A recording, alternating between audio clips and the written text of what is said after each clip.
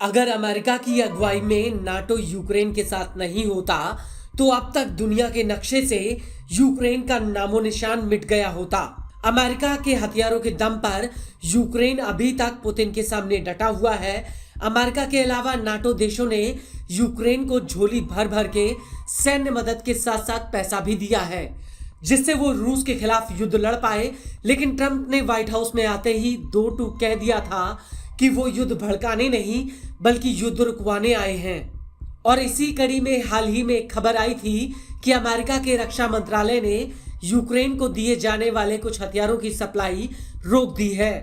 इन हथियारों का वादा बाइडेन सरकार ने यूक्रेन को किया था, लेकिन अब ऐसा लगता है कि अमेरिका ने अपने इस फैसले से पलटी मार ली है और कहा है कि वो यूक्रेन को फिर से हथियारों की खेप भेजने जा रहा है। अमेरिका के रक्षा मंत्रालय पेंटागन ने इसकी पुष्टि कर दी है। आपको बता दें कि राष्ट्रपति ट्रंप ने इजराइल के पीएम नेतन्याहू के साथ डिनर के दौरान बयान दिया था कि वो यूक्रेन को और ज्यादा रक्षात्मक हथियार भेजने जा रहे हैं। We're going to send some more weapons. We have to. They have to be able to defend themselves. They're getting hit very hard now.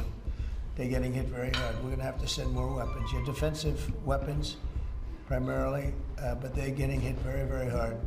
It's very sad. So many people are dying in that mess.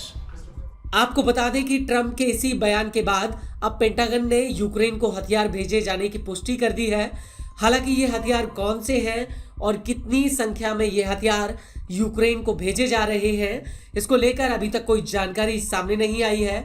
लेकिन 4 जुलाई 2025 को Trump ने जब Ukraine के राष्ट्रपति Volodymyr Zelensky से phone पर बात की थी तो ट्रंप ने उस वक्त कहा था कि वो मदद रोके जाने के लिए जिम्मेदार नहीं है। ट्रंप ने कहा था कि मैंने पेंटागन को हथियार भंडार की समीक्षा का आदेश दिया था, लेकिन मैंने यूक्रेन के लिए हथियारों की डिलीवरी को रोकने का कोई आदेश नहीं दिया था।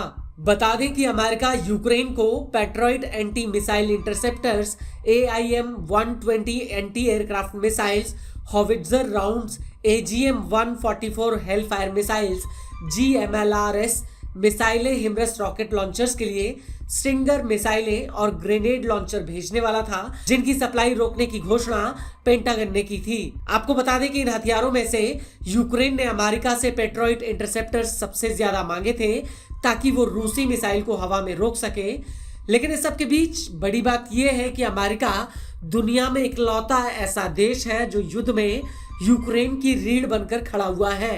मार्च 2020 में यूक्रेन युद्ध की शुरुआत से लेकर अब तक अमेरिका यूक्रेन को 66.9 अरब डॉलर की सैन्य मदद दे चुका है।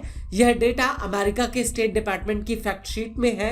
अमेरिका ने आखिरी बार यूक्रेन को 30 दिसंबर 2024 को मिलिट्री पैकेज भेजा था। इस सैन्य पैकेज में advance air defence systems, stringer मिसाइलें और अन्य हथियार शामिल थे। ये पूरा मिलिट्री पैकेज 1.22 अरब डॉलर का था। हालांकि ट्रंप सरकार ने यूक्रेन से वादा किया हुआ है कि वो पिछली सरकार के किए हुए वादों को कुछ रुकावटों के साथ पूरा करेंगे।